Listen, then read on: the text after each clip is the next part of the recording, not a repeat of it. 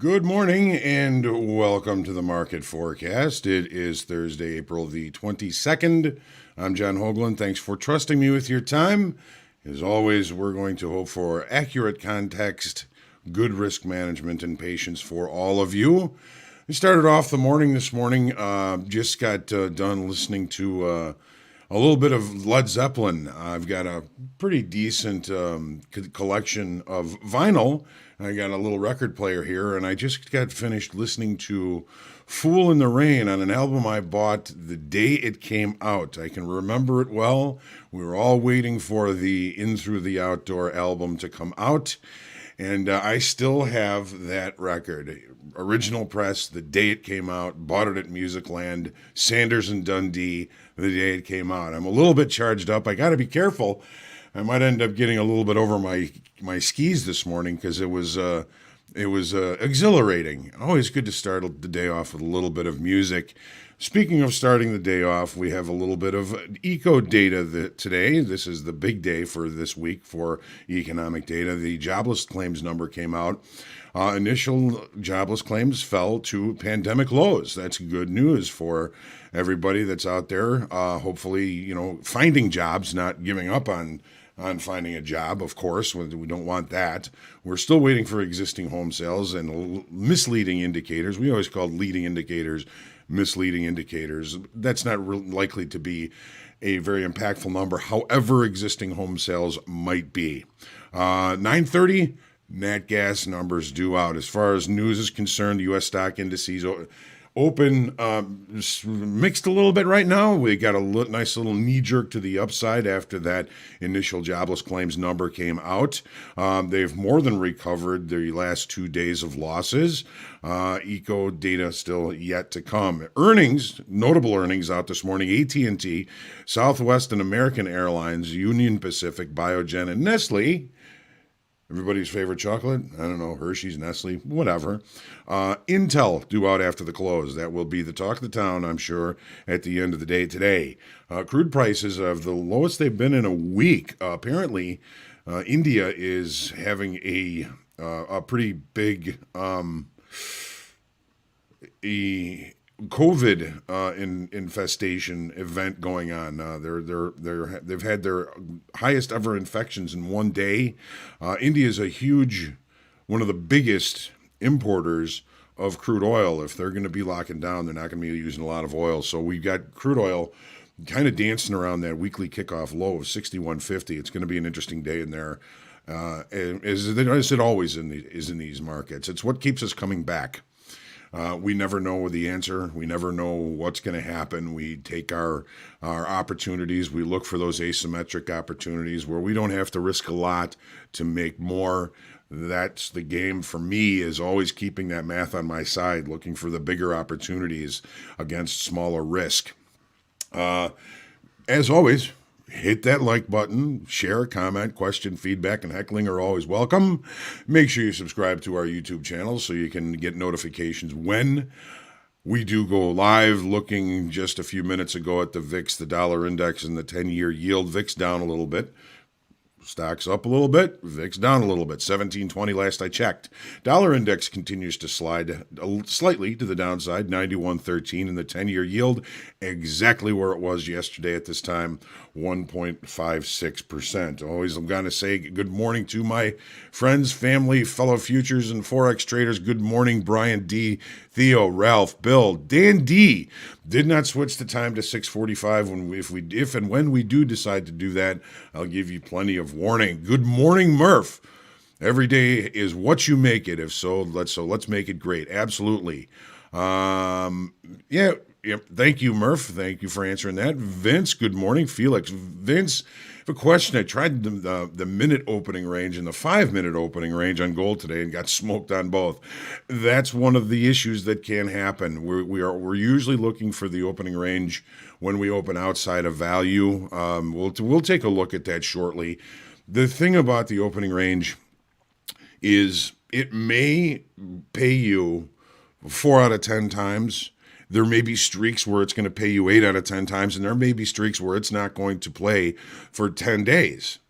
The thing about it is that first minute, that opening range, if it's a small opening range, it's a really good way to limit risk. So even if you, let's say, take 10 tick losses on opening ranges, the day that you catch it, it might be worth well more than you lost. You might, even make 200 ticks on it one day, but it's something that is streaky because a lot of traders look at it. And if the more traders that are jumping in on the opening range trade, the less likely it is to occur. Now, the good thing is most of us retail traders are abandoning things. Well, that doesn't work anymore, so now I'm going to do something else. But those that are watching and noticing, okay, we haven't seen the opening range for a while. Let's start keeping an eye on it. And again, it's in the size of the opening range that helps you limit the risk. Today's opening range in gold, I was watching, it was a little bit pricey. You would have had to have risked 20 ticks approximately, and that's just a ballpark figure, but it looked like it was kind of a bigger opening range, so it kept me out of it. I'm looking for that opening range to provide a very limited amount of risk, and if it works, it can be worth, what's the range in gold? If you catch the for example, the very low in the range in gold and the opening range, and you get a 150 tick range, that's $1,500 per contract. It's pretty good. Vince, sorry it didn't work for you today. Watch it, get used to it, look at it, see if you can kind of bring it into your strategy, take some notes, account for how often it works, how much it works for, how much the risk is, all of those things, and then start looking at it. It's a very simple mechanical type trade. And when it works beautifully. But again, you're going to have streaks where you're going to have, some consecutive losses. Keep those small. And when you catch a good one, you can more than make up for many of the losses that you take trying to take that trade. I like it because it is a good risk limiter. We'll take a look at it here in a second here, Vince. Rob T, good morning. Murph, Richie, thank you for coming. I hope that there was something that you could take with you yesterday. I thought it was a pretty good session. We had some really good questions, and if I didn't get to all of them, I apologize. Tim G, Sharon Turner, good morning. Will, Shady Trader, Nicholas, yes, vinyl is the best, yes. And who doesn't love Led Zeppelin, right? Kevin Scott, hola. Jason, rock on, good morning. Colin, good morning. Rick, my brother, good morning. Nick, Research Sound Lab. Ashton, level 2. Good morning, all. So sleepy. Put on some Zeppelin. Hey, Rocker, good to see you. Level 2, got sucked into the gaming last night. Went to sleep at 5 a.m. No, I wouldn't trade either. I would just try and get some rest. 25 is, see, that's when the opening range is small and it leaves and price leaves that at one extreme, you can, at times risk 8, 10, maybe 12 ticks on that trade. Although I do find sometimes, Vince, if the market opens and leaves a big opening range and, let's say, for example, moves higher, sometimes you'll get an opportunity to come back into about the center of that opening range, which would give you a much better limitation of risk, and sometimes that actually works. Michael H. Jacob, good morning. Edward, KM, good morning, everybody. All right. I'm going to talk a little bit about, I mentioned something yesterday about how much a trillion is. Light travels at 186,000 miles per second. 1 light year, which is the distance that light travels in an entire year, is 6 trillion miles. 6 trillion miles. That's how big a trillion is. What's a couple trillion among friends? Let's take a look into the charts. As always, starting with the daily and crude. And here we go. All right. So a little bit of downside pressure in demand questions in India. The market really kind of holding upside structure. We've got one, two, three, maybe a fourth contact on this trend line here. I was looking for possibly an opportunity down at that trend line. The in the regular trading hour session, not looking like it's going to be very likely. 6150 pivotal today. We can see how resistant it was. It was supportive for price yesterday. Day before yesterday, we traded back down below it, back down towards this trend line. We looked at it this morning here. Let me get my notes here. Open interest yesterday on this move to the downside, we lost approximately 4,700 in open interest, lost a little bit of volume. The structure that the market is kind of creating is starting to look a little bit like potential coiling. We have this trend line here. If we went off of here to here, we're putting in lower highs, we're putting in higher lows. Maybe some building in there, but not necessarily being seen in open interest and or volume. 6150 pivotal today. 30-minute chart. Settlement right here. 6135. So a close below weekly kickoff low. Some overnight shorts here. Obviously, coming into the economic number this morning, we got a little boost here. 6150 again. Murph, be careful if you are trading crude. This could end up being one of those magnetic numbers where we're going to be looking at short, at long above, short below, and it could chop us up. Pretty decent move at that 7 o'clock number here. Not necessarily able to see if the opening range is the low of the session here just now, but as long as we're holding above this 6150 level, we're in range and in value from yesterday. So I'm going to suggest trying to stay patient. No real overnight inventory to deal with. No gap. Stay patient. Look for opportunities using short time frame levels or the 6150 weekly kickoff low here, which is really right there. So, last night's low, yesterday's low, supportive last night. We're moving in the opposite direction. We've got a point of control. We've got a value high. We've got the weekly kickoff low here might come into play. I'm going to try and stay very patient today. And I'm not sure that I'm going to see anything in crude oil that I'm going to be excited about getting into. The E-mini S&Ps. All right, let's make this nice and big so we can all see. All right, lower volume on the recovery yesterday. That's to be expected on upside days. We added about 800 in open interest. Not big, but we've been seeing open interest building since rollover. So there is continued energy coming into this market. We needed this pullback. Sometimes in order for a market to continue to move to the upside, it needs a break. It needs to even out inventory. And if we've done that, so be it. I've got this little line up here. We've got very even highs from the last 3 extended trading hour sessions. That's not necessarily indicative of a finished upside auction. A finished upside auction.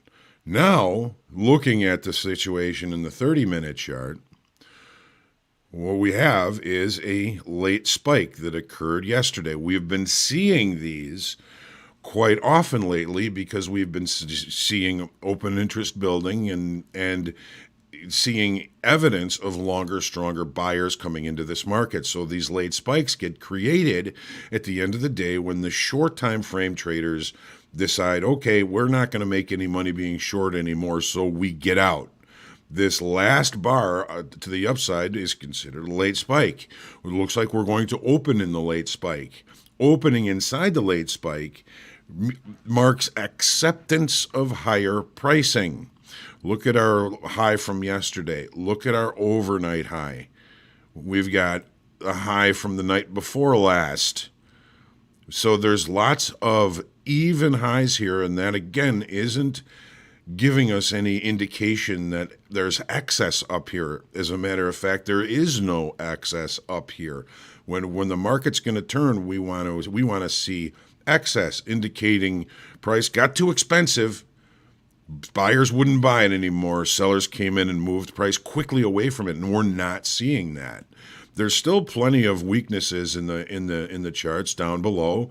What we did here, I'm going to show you this on the TPO chart.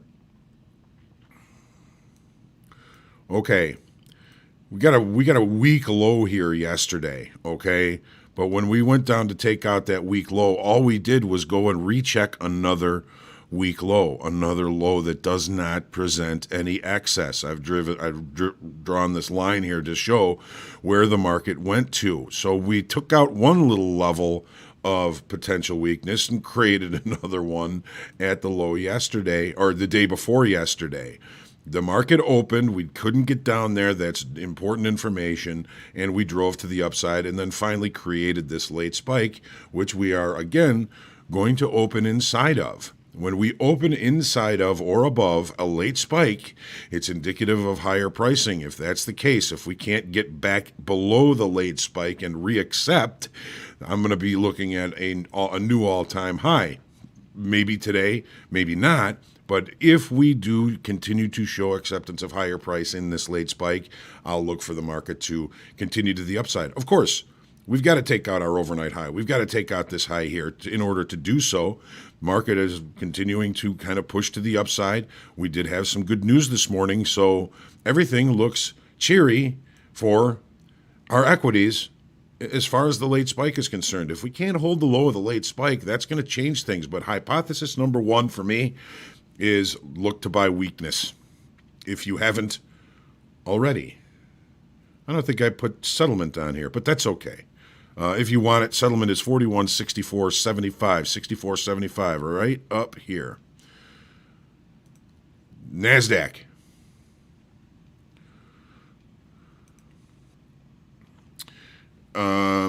Similar but different. Balance evens inventory. We saw balance here.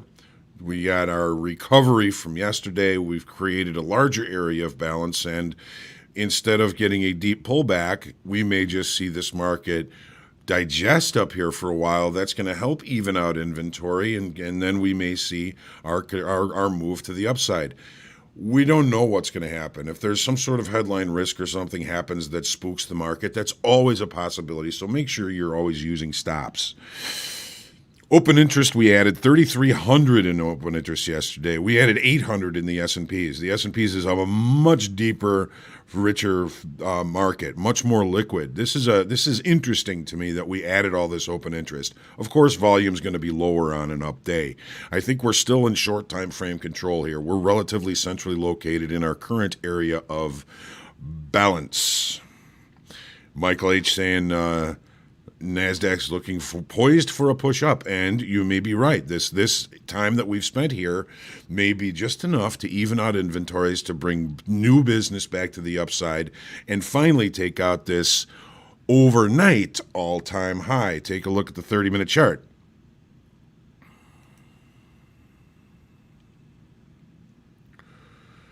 Late spike again. I actually got settlement on the Nasdaq this morning. That was 13,919 and a quarter. That's settlement. All of our overnight activity inside the late spike. Acceptance of higher prices. It can change. Don't let anybody fool you. Anything can and will happen. What I like about this is yesterday, well, we left excess at the low from yesterday. We left excess at the low from the day before. We left excess at the low here. We have similar, even highs here that indicate an unfinished upside auction. Look at the TPO chart. Excess. Price got too cheap, was rejected. Yesterday, price got too cheap and was rejected to higher prices. Here's our late spike. Here's our last price. We're going to be opening in about 9 minutes, And it looks like we're going to be opening in that late spike. So anything can happen. It's just a probability. When we open or in or above a late spike, there's a good probability of acceptance of higher prices. We're still going to be looking for good trade location, always thinking about good trade location. Short time frame, upside structure still remains. We're putting in higher highs and higher lows. Where does that break? We added 8,800 in open interest on this move to the upside yesterday on a little bit higher volume. So if we're looking at volume and open interest as a gauge of how good the market is doing going higher, yesterday it looked pretty good. We're getting a pretty good pullback here, and I'm thinking that we still are in a frame of mind where we're looking to buy weakness. So far, things can certainly change. Acceptance below the gap. We're going to take a look at the 30 minutes and look at where this gap is. Okay, we've got some overnight shorts here. We've got settlement that's up here at 1793.10. We had this gap that was left the day before and yesterday. Okay, what was that? Tuesday to Wednesday. We've closed that gap. If we accept below this gap, then it's game off probably for looking for opportunities for longs. I don't want to fight this move to the downside. There's plenty of short time frame levels down below to look for opportunities, but I'm going to try and demand that there's some sort of structure in the day time frame today for me to look for an opportunity to buy a weakness. We have a weak high yesterday, okay? No excess at the high. We've got excess at all of our lows, except here. Okay, we got a little bit of a weakness here. I don't think we have any more gaps before we get to weekly kickoff low. So it's going to be an interesting trading day here in gold. Again, the opening range did not play out for us. That's bound to happen. We'll probably start looking a little deeper into how to handle that. I've got the TPO charts, but the gold, the open in gold is 720, and I can't get these profiles to open at 720. You can only open them on the half hour or the hour. I've requested something like that from our partner here at Trade of 8, but they have not yet been able to provide that for us. So now we've closed the gap. There's a couple of naked points of control down below, which could be decent targets and decent opportunities for us to limit risk. But already we're seeing the market kind of recovering from this move to the downside. If this is going to end up being the structure we can lean on, so be it. Take a look at the euro. And here we go, the daily. Okay, broke out above the weekly kickoff high here on Monday, Tuesday, Wednesday, Thursday. Took a look down, found support there. Very kind of indecisive here. No real increase in open interest off of the weekly kickoff high here as support yesterday. We've been just dying as far as volume is concerned. Looking today like we may find a little bit more volume in this market, but support at the weekly kickoff high. It's kind of fallen into a bit of a digestive state here, not necessarily the acceleration we would be looking for. Tuesday, we tested to a previous weekly kickoff high, so we're kind of stuck here like a piece of rice between two chopsticks. Open interest, we added 300 yesterday. It just kind of holds pat. There's no real change, and you can see it almost in these dojis here. There's no real decision-making going on here. The market is just digesting its new level, and whether it accepts it and moves higher or rejects it and moves lower kind of leans on this weekly kickoff high here. That's 120.15, this black line here. 120.15 is weekly kickoff high. Take a look at the 30-minute chart. Well, we had some overnight longs here. It looks like they have now capitulated back down to settlement. Is this an opportunity for us? Settlement, point of control. There is an opportunity there. We've got our overnight low here. So this area between these levels looks like a kind of a target-rich environment for me. There may be some fish in there. There may be some fish in there. We just took a look down there, but we're still kind of holding and digesting a new area of price, a higher area of price. We're looking for a little bit more momentum to the upside. Maybe that's information we can use, but I still think we're looking to buy weakness in the euro. Take a look here. Here's the profile. Where did we go down to? Well, we went down to settlement, but we also went down and tested the naked point of control from yesterday. Obvious, kind of a visual level that the market tries to get to. Just a visual level. And if it's a visual level and traders are looking at it, guess what? They're going to push price to that level. So this point of control down here might end up actually being somewhat supportive. Here's the 10-year. 10-year really wrestling with that weekly kickoff high, 132.19, continuing to test it, continuing to peak above it. My question is, when are we going to exhaust the sellers that are up at this level? We've had 1, 2, 3, 4, 5, 6 straight days of play with this level. We're going to get tired of it eventually here. Volume and open interest have been waffling. We've got just kind of a little more, a little less, a little more, a little less, a little more, a little less volume. Open interest added 33,000 today, while we lost, I think, 25,000 yesterday. Market really just kind of biding time and waiting for somebody to make a decision at this level. Short and medium time frame structure remains somewhat strong. Okay, higher highs, higher lows. 30-minute chart.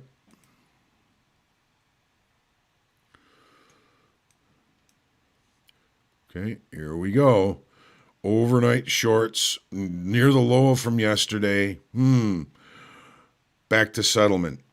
Back to settlement. I'm going to be looking forward to seeing some opportunities at this weekly kickoff high. Here's last night's move above it that was unsuccessful. Look at what we have. We've got an unfinished upside auction here. The day before, we have 1, 2, 3, 4, maybe even 5 bars that went right to the exact same level. This is not indicative of rejection. This is indicative of we've got some sellers up here, and are we going to wear them out? We've got excess at the low here, no excess at the high here.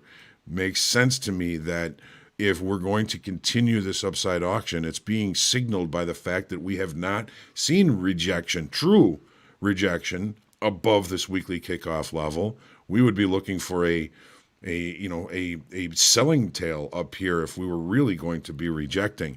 There's always lots of funky unfinished auctions in this market because it is so thick and the ranges are so small. Here's another unfinished auction, but it went down below it the night after and left a buying tail. So, and we've got a buying tail here. So we're really kind of seeing more unfinished upside auctions than downside auctions. And to me, that says it's a matter of time until we push this market above.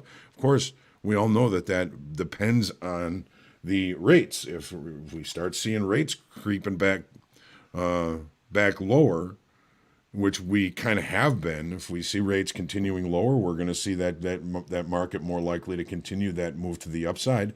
But if rates start to raise again, then we're going to see some rejection up at those levels. So always fascinating, always interesting things going on in these markets. I've yammered on a little bit. Maybe it's time to start opening a little bit early. Equities opening, take your deep breath. Get out there and profit today. I'm looking forward to a good trading day and seeing you back here tomorrow morning on the market forecast. Trade well, everybody. And let me know how things are going. Looking forward to next Wednesday's group coaching as well.